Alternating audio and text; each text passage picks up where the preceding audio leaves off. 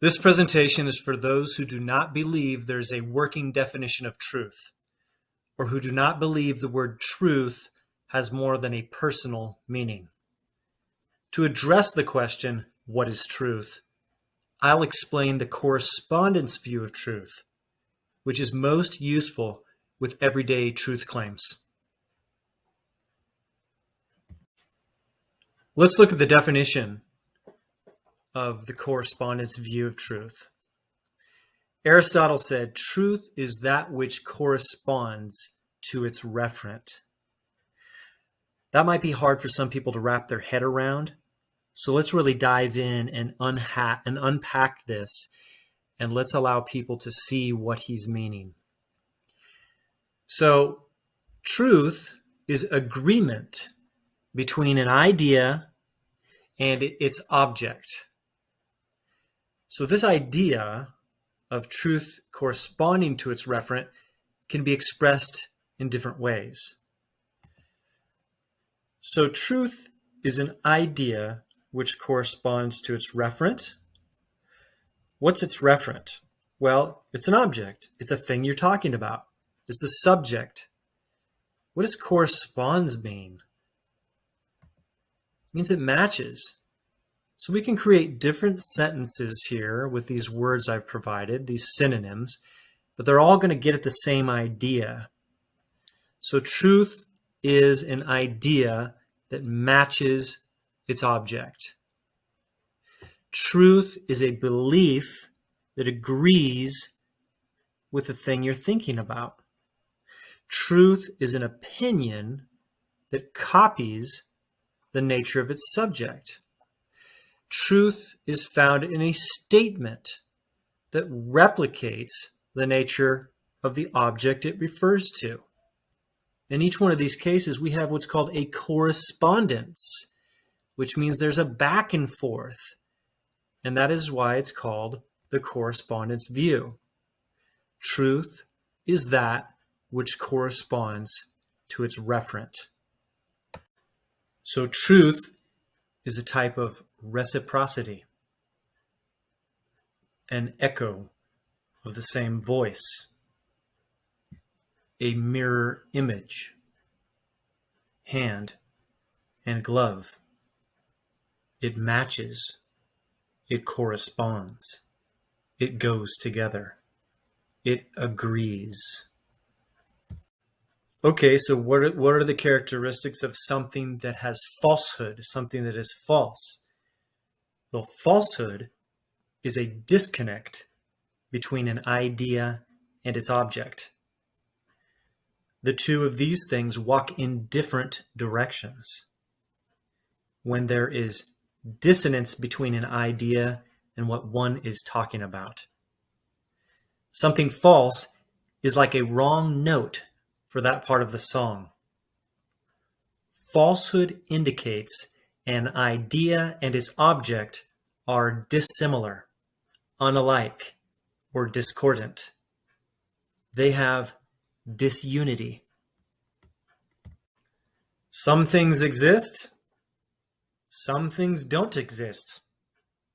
That's what reality means. Reality implies that things exist independently of our beliefs about them.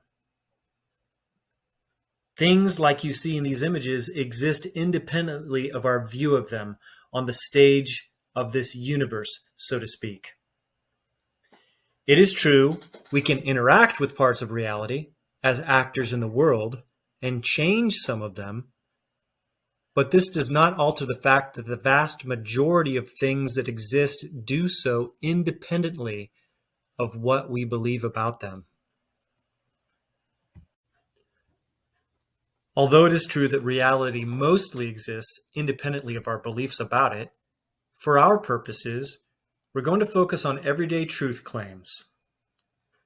So, since truth is a relationship between an idea and its object, in most scenarios we run into, we'll need these three things to evaluate a claim. A person to express a belief, an object to believe about, and the belief about that object.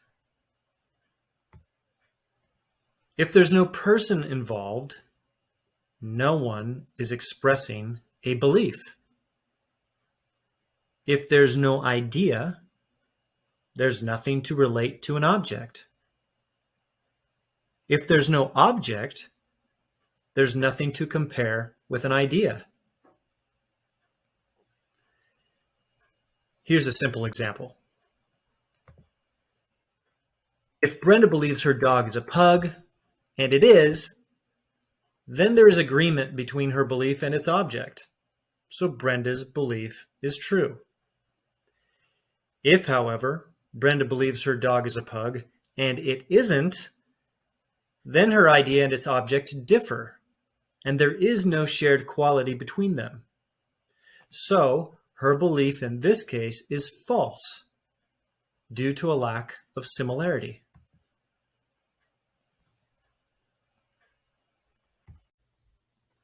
I'm going to show you a couple more examples of this same idea. And in each one of these examples, you're going to see that there's a person, there's an object, and there's an idea. So let's look at example number 1 here. Australia is in the northern hemisphere, said Marcus. So the person in this case who's speaking is Marcus. The object in consideration is Australia, and the idea about the object is that it is in the northern hemisphere. So we have a person, an object, and an idea. And of course, we can compare that object with its idea, and we can compare its similarity or how dissimilar it is to see how true it is. Example number 2 says, Rupert screamed, "Your cat ate my laundry again." Always happens.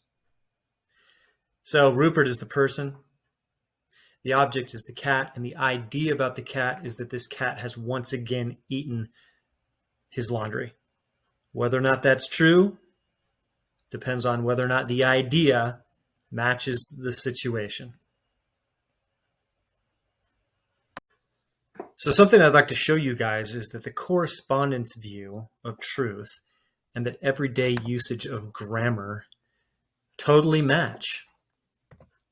So in order for you to form a complete sentence, you need a subject and a predicate, right? Remember that from English class in high school?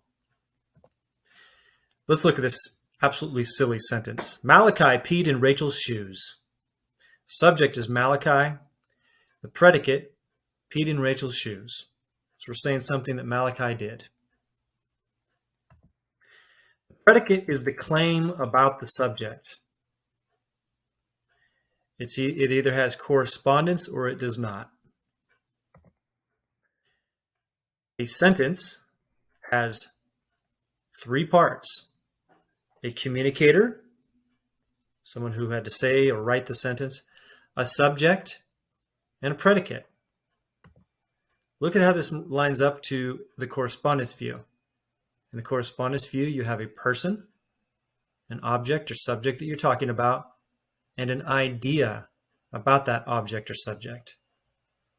You're using the correspondence view of truth in most of the sentences that you say every day. So in other words, most sentences are in what's called the indicative mood. The indicative mood is used to state a fact or express an opinion. It indicates something. When you indicate something, you're stating it is the case. To say that something is the case is to say something is true about that situation. So to use the indicative mood is to make truth claims. Remember, most sentences are in the indicative mood. So most sentences imply a truth message. You cannot help but to speak in terms of truth. The correspondence view of truth assumes that language can be understood successfully between people of the same language group. It is true that equivocal language can throw up roadblocks to mutual understanding, but these can be circumvented by defining our terms carefully or by asking questions of clarification. George Yule, the Scottish linguist, said the following: "This discussion of conceptual meaning establishes connections between language structures and the representation of situations, with participants and actions in the organization of experience."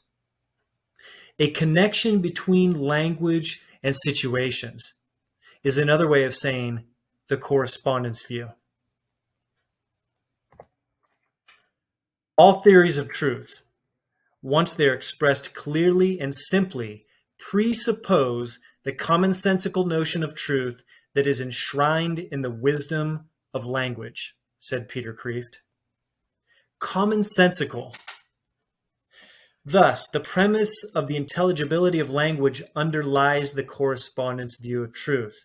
In other words, when we talk, unless there's a perceived misunderstanding, we believe we understand each other. If you think the intelligibility of language doubtful, you're free to express your doubt to me using language, which undermines your point because you'd be using it as a medium of passing on a belief. So you see, we assume the intelligibility of language, and here's why. The language consequence feedback loop. We accept that we're communicating primarily the same ideas as others when we use the same words, and we live in a continuous process of verifying whether the message of these words and the behavior associated with them match. It's like an ongoing experiment in consistency, a constant experiential feedback. This is the language consequence feedback loop. So don't let people tell you, well, you never really know what people are saying anyway. Yes, you do. There's a language consequence feedback loop. Doesn't mean that there can't be misunderstandings, but it does mean that they can be overcome. You may still object. Things aren't black and white or right and wrong as to fit in a simple formula. Reality is complicated. Subjects can be complicated and nuanced. Good point. Here's how you answer it. The degree of correlation equals the degree of truth. In other words, if a claim has many parts, some parts might be true and others false.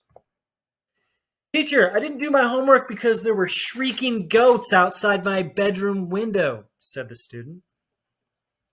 This student may be speaking truthfully about not doing her homework, but falsely about the reason being shrieking goats. It's a compound claim, which means it contains more than one claim. Another way of expressing the same idea is to call statements containing multiple elements compound predicates. The trickiness of evaluating a compound predicate is that you'll have to recognize its different parts and evaluate them individually to see if the whole message is completely true, partially true, or totally false. For example, the men barbecued beans, shot bows, and skinny dipped in the whitewater. Did they actually barbecue? Did they barbecue beans? Did they shoot bows?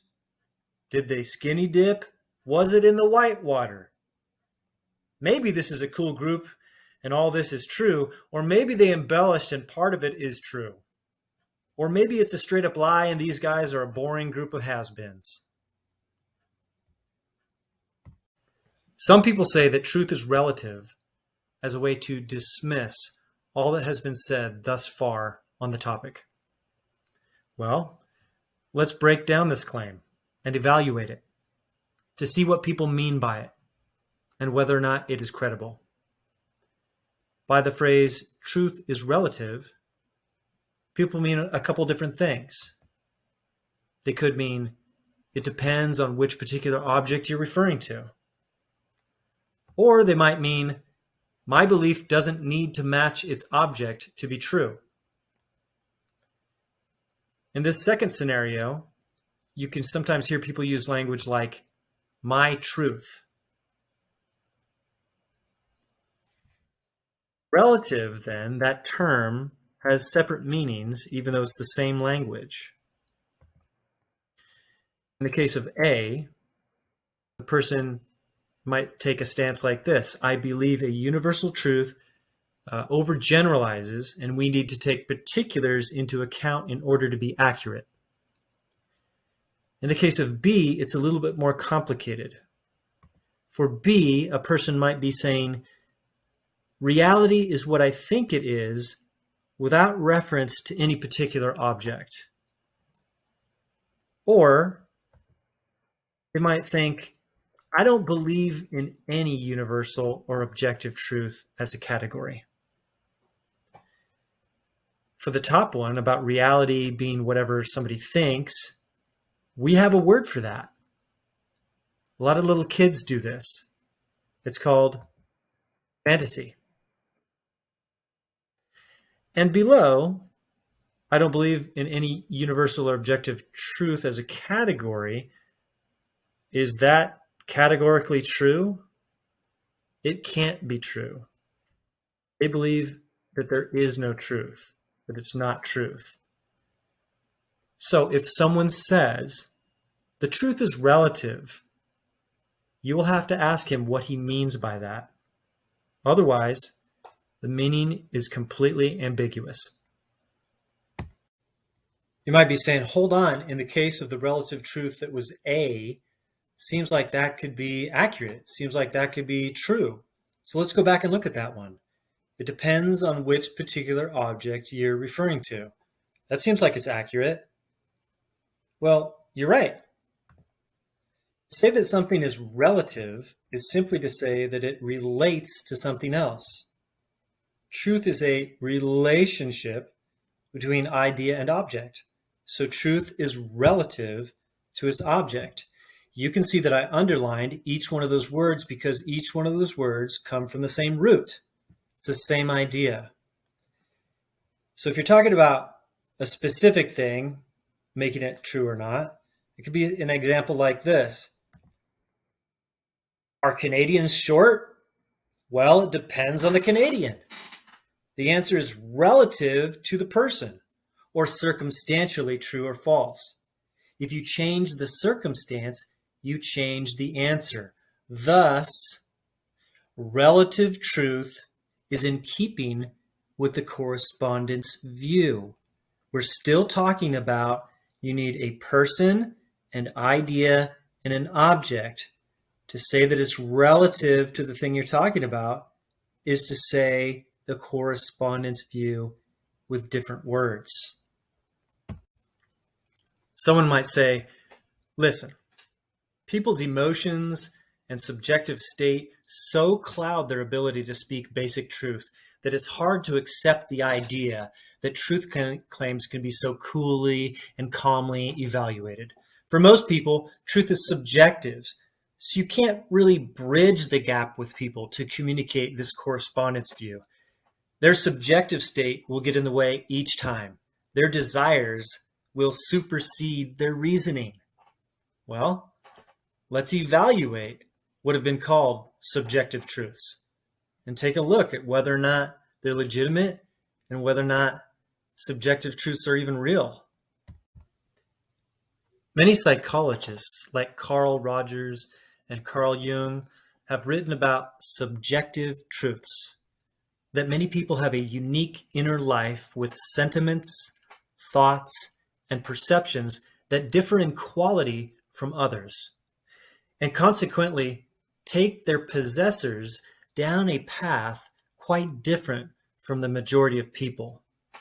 In this sense, something might be true for you, but not for me, because a quality which exists in you does not exist for someone else in the same way. Not everyone is poetic, artistic, musical, or analytical, but some are. Sometimes when people speak of what's true for them, they're referring to what they want or don't want, like or dislike. You and I may have totally different reactions to the same food. Our subjective experience differs. However, it's a clearer use of language not to refer to these subjective differences as truths, but rather as characteristics, perspectives, states of mind, preferences, tastes, or phases, words that emphasize variance in personal nature. When one uses such personal differences as a basis for a serious moral decision, for example, on the grounds that they are truths, he muddies the waters in that he tries to connect a potentially poor decision with apparently strong language. Perhaps he feels this makes his case stronger. If you cheat on your girlfriend citing your truth as the reason, I bet she would sense your use of the word here was just code for something else.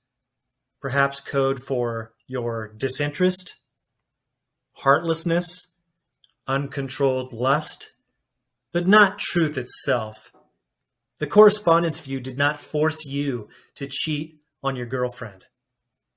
Why did you cheat on me? Darling, calm down. There's a perfectly reasonable explanation for this. Okay, listen. I cheated on you because truth is a relationship between an idea and an object. But obviously this is nonsense. So, seek clarification when people use such phrases as, this is true about me, or this is my truth. It may be code for the rejection of truth in that circumstance. Perhaps by saying, that's not my truth, the speaker wishes to imply his lot in the future will be different from others. Well, we can bring states into being by using our imagination creatively. And we can speak truth of the future predictively if the things we've predicted come to pass. That is, if they come true. One example could be, Thomas has had a dream since childhood to go to college in Hawaii and become a lawyer. Can you believe it? He graduated from law school last week in Honolulu. This outcome is not a universal one for everyone, but rather it is unique to Thomas, and thus we may accurately say that it was relative to him. As William James says, truth happens to an idea. It becomes true, is made true by events. Its verity is in fact an event, a process, the process namely of its verifying itself, its verification. If, however, by the phrase, that's not my truth, you imply your belief need not correspond to an external object under consideration in order to be true, then this does not pass the correspondence test, and no one is obliged to believe it. A student of mine, when asked whether the earth was flat when people believed it was, responded, that was true for them. But that could only be true in a couple of different circumstances. Either in a universe where our beliefs create the things we believe in, so we're like gods, or in the view that the self is all there is, all that exists, so we're alone. This view, that the self is all that exists, is called solipsism, as well as narcissism. It's a self-centeredness arising from failure to distinguish the self from external objects. In the extreme, such individuals view us and the world as essentially unreal illusions. They are the only real person in a world of non-player characters, mere things to be used or discarded. But pain sometimes convinces them otherwise. Those who think reality is determined by their beliefs alone think like my best friend's little sister. When we were kids and played hide and go seek, she sat in the living room and covered her eyes with her hands. When her brother touched her and said, "Found you," she said, How did you find me? Of course, she believed if she couldn't see herself, neither could he. She hadn't yet conceptualized the consensual plane, the shared stage on which we live and interact. She was closing her eyes, but in time, she opened them. Here are a couple of quotes to clarify the idea of the shared stage on which we live. Each of our beliefs and assertions represents the world as being a certain way, and the belief or assertion is true if the world is that way, and false if the world is not that way. It is, as one might put it, up to our beliefs and assertions to get the world right. If they don't, they're not doing their job, and that's their fault and no fault of the world's. Our beliefs and assertions are thus related to the world as a map is related to the territory. It is up to the map to get the territory right. And if the map doesn't get the territory right, that's the fault of the map and no fault of the territory. Why does truth matter? Anne Ryan said, "You can avoid reality, but you cannot avoid the consequences of avoiding reality." Acting on either a truth or an untruth brings consequences, usually worse when acting on faulty information, and usually better when based on accurate information. If you think that negative effects and consequences matter to your life or your quality of life, then you're indirectly saying that truth matters too. Because acting on truth or untruth brings different types of consequences, usually better or worse. So acting on true information helps avoid unnecessary harm. Question: don't we observe that lives differ experientially from one person to the next, based quite often on the consequences reaped by people's decisions? For example, if you're told to stay out of the garage because there's a grizzly bear in there, and there is a grizzly bear out there, and you think, that's not my truth, so you go in, your life may suddenly take a turn for the worse. Pain with reflection is often the cure for my truth thinking. Even a small child knows when he lies, because there is a moral element to relaying truth. Our will is involved. We may choose to represent something well or to intentionally misrepresent it. We may choose to lie. I do wonder if many who hold that their belief alone determines truth do so in an attempt to absolve themselves from the weighty responsibility of speaking and living truthfully in a universe in which we must contribute morally and in which the task before them seems daunting. Have courage. You can do it. The truth in the long run, although more difficult to face in the present, is always best. You cannot be wise, noble, strong, or honest without it. Place it at the top of your value scale and be kind to others with difficult truths. It may seem to you that truth and kindness pull in opposite directions, so you must sacrifice one to the other. But I ask, what worldview strongly links truth and goodness, truth and kindness? Let's look at truth and kindness. Love rejoices with the truth. It always protects, always trusts, always hopes, always perseveres. This was written in 1 Corinthians chapter 13. Love rejoices with the truth. God bless.